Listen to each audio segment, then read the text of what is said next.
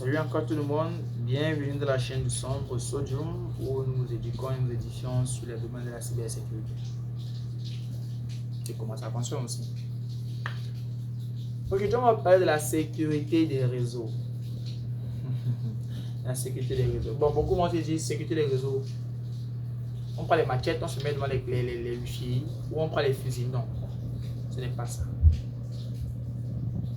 On prend les boucliers, on met les barrières, on met la chaîne sur le bouton on-off du Wi-Fi ou on met ça sur la boutique du routeur. Parce que beaucoup on dit réseau, beaucoup pensent au Wi-Fi. Non, un réseau est un ensemble de machines communiquent entre elles. Ça peut être un réseau d'imprimante, un réseau de scanner, un réseau de caméras.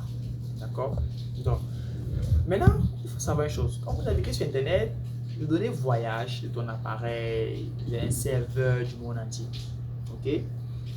Donc, si le serveur dans lequel les données voyagent ne sont pas sécurisées, n'importe qui peut intercepter les données.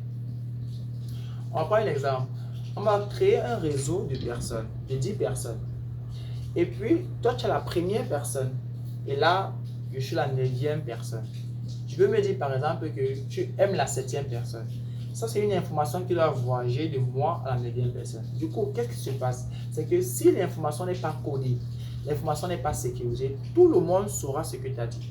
Donc, la sécurité du réseau, c'est dans ces principes, encore toutes ces défenses qu'on met en place pour protéger l'information qui va voyager d'un point à un autre point. C'est-à-dire, je vais dire, j'aime la 9e personne, je ne vais pas lui dire comme ça, je vais plutôt dire que j'ai faim. Donc, le mot, la phrase j'aime la personne, la 7e personne est remplacée par j'ai faim. Maintenant, la personne qui reçoit l'information, c'est-à-dire la 9e personne qui reçoit l'information que j'aime la 7e personne, va tout simplement comprendre que j'aime la 7e personne est plutôt j'ai faim.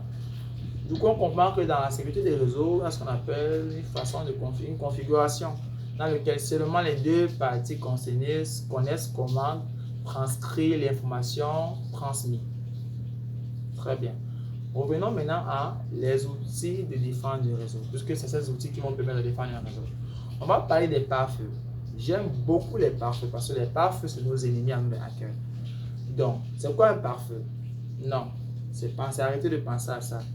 On n'a pas dit pare-feu, on a dit pare-feu.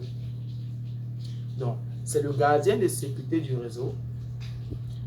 Il analyse le trafic entrant et sortant et bloque ce qui semble suspect selon les règles prédéfinies.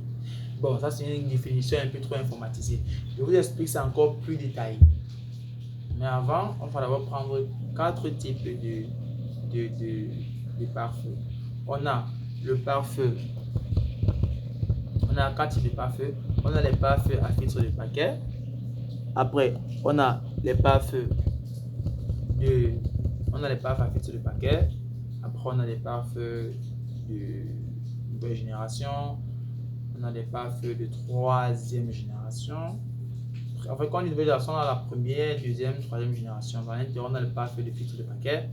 On a aussi des pare-feux à l'état. On a des pare-feux de nouvelle génération et des pare-feux à... Quand une nouvelle génération, c'est avec le TMS, ça veut dire Unified Traffic Management. Et pour finir, on a des pare-feux de nouvelle génération. Comment? Bref, on oublie ça. C'est trop de complexité là. Donc, ce que je sais quoi, restons d'abord sur les pare-feux à filtre de paquet. Comme on a dit, le pare-feu, c'est celui qui analyse le trafic en prince au temps et bloque ce qui semble suspect selon les règles prédéfinies. Nous savons que le pare-feu, ça veut dire firewall, est un mur qui protège le feu de traverser de l'autre côté. On se comprend. Dans ce feu, c'est des informations. Mais la différence, c'est que lui va laisser passer certaines flammes nécessaires pour accomplir certains travail. D'accord? Cool. Maintenant, le pare-feu à filtre de paquet, c'est un pare-feu qui consiste à filtrer les paquets. C'est quoi un paquet? Un paquet est une information qui traverse à travers un réseau. Je m'explique. Vous êtes dans la maison et puis vous dites à maman, maman, j'ai faim. Vous avez envoyé un paquet à maman. Tout court. Maman reçoit le paquet. Maintenant, maman filtre le paquet. Est-ce qu'il a dit mouf? Je dois le taper. Est-ce qu'il a dit je vais te tuer? Je dois l'amener en cellule. Qu'est-ce qu'il a dit? Et puis maman le filtre et puis maman voit qu'il a juste faim. D'accord. Puisqu'il a faim, il a mangé, je peux te servir à manger. D'accord, maman te répond, je te sers à manger. Là, maman a filtré l'information. Bon, c'est quand même vrai qu'ici, maman, elle a mis le PAF en même temps, mais surtout que vous comprenez que le PAF, il filtre les paquets, c'est-à-dire l'information qu'elle traverse, elle doit être filtrée. Quand on est filtré, tenez par exemple, vous faites un jus d'orange et puis vous voulez le filtrer pour avoir juste le liquide et jeter la pulpe. C'est un peu ça en fait. C'est que le PAF fait le filtre de paquet. Qu'est-ce qu'il fait? C'est quoi? C'est qu'il va filtrer l'information et prendre l'information uniquement nécessaire et légitime et non malveillante pour qu'il traverse à travers le réseau. Maintenant, la différence entre les PAF et le filtre de paquet, c'est qu'avant, il n'était pas, je dis comment, performant. Pourquoi? Parce que les PAF à filtre de paquet, filtrer les paquets sans toutefois avoir la précision des ports, la source et la destination. Ça veut dire que le paquet entre dans le réseau. Dès qu'il faut qu'il filtre le paquet et le paquet part où ça doit arriver, on se rassure ni si arrivé à destination, le destinataire n'a pas de problème avec l'information et les paquets entraient par tous les ports qu'il voulait. Il n'y avait pas de port précis, donc moi, ou encore il y avait des ports précis, il y avait 3 à 4 ports qui faisaient les mêmes fonctions. Du coup, c'était l'un des défenses des PAF. Je dis comment? Des défenses des PAF à filtrer le paquet. Donc, une fois qu'on a compris la première génération de PAF, on a les PAF à l'État. Pour les PAF à l'État, eux, ils sont venus un peu redynamiser un peu le monde des PAF. Les PAF à l'État, ils sont venus et puis ils ont dit d'accord, on va filtrer les paquets, maintenant on va essayer de désigner un peu quelle adresse va dans telle adresse et redéfinir les politiques au niveau des ports par lesquels l'information va traverser. Là, les PAF à l'État, qu'est-ce qu'ils faisaient? C'est qu'ils venaient, l'information venait, ils filtraient l'information et puis ils se rassuraient que l'information arrive à bon port et essayaient un peu de se rassurer si l'information n'est pas trop malveillante. Juste un peu. Bon, c'est vrai que je ne vais pas tout vous expliquer à travers une vidéo, mais pour ceux qui veulent comprendre l'utilisation des pare-feux, je vous conseille de suivre le cours sur Fortinet dans le domaine Fundamentals or Getting Started to Cybersecurity. Donc, une fois qu'on a vu les pare-feux, les filtres de paquet, les pare-feux à l'État, on a les pare-feux de nouvelle génération. Bon, ces pare-feux-là, eux, ils sont très complexes. Très complexes, pourquoi? Parce que les pare-feux de nouvelle génération, eux, qu'est-ce qu'ils font? C'est quoi? C'est qu'ils vont non seulement filtrer l'information, inspecter l'information, et si l'information a des soucis, je ne vais pas dire des problèmes, c'est-à-dire l'information est malveillante, ils vont aussi prendre l'information, l'isoler.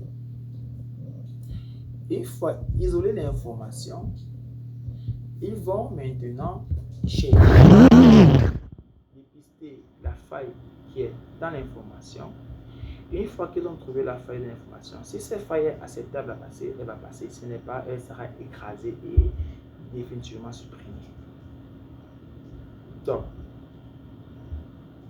qu'on comprenne bien, c'est ça en fait de l'utilisation des PAF. Les différents PAF qui existent. Bon, j'aimerais bien vous présenter d'autres types de pare-feu, mais je vais vous parler du dernier pare-feu.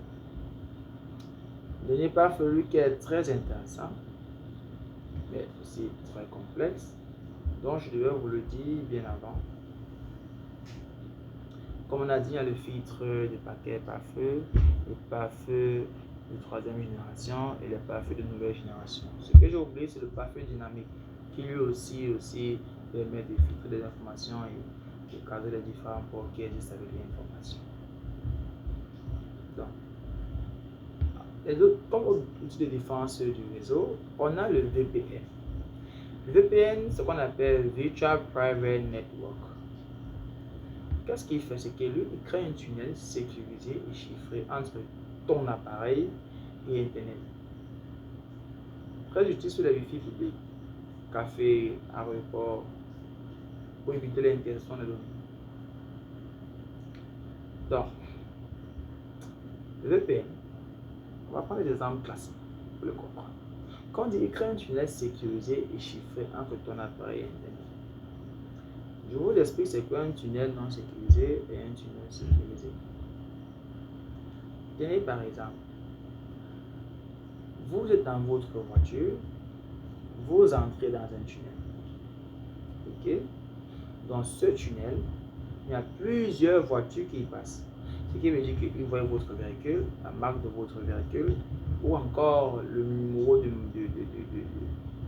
matricule. Donc, fait beaucoup de choses avec. Et même la musique que vous avez mis, et votre visage, et votre style d'habillement, et votre vitesse, etc. Donc, dans un tunnel non sécurisé, comme il y a plusieurs personnes qui passent, il est possible de connaître plusieurs choses à votre sujet très rapidement en un laps de temps.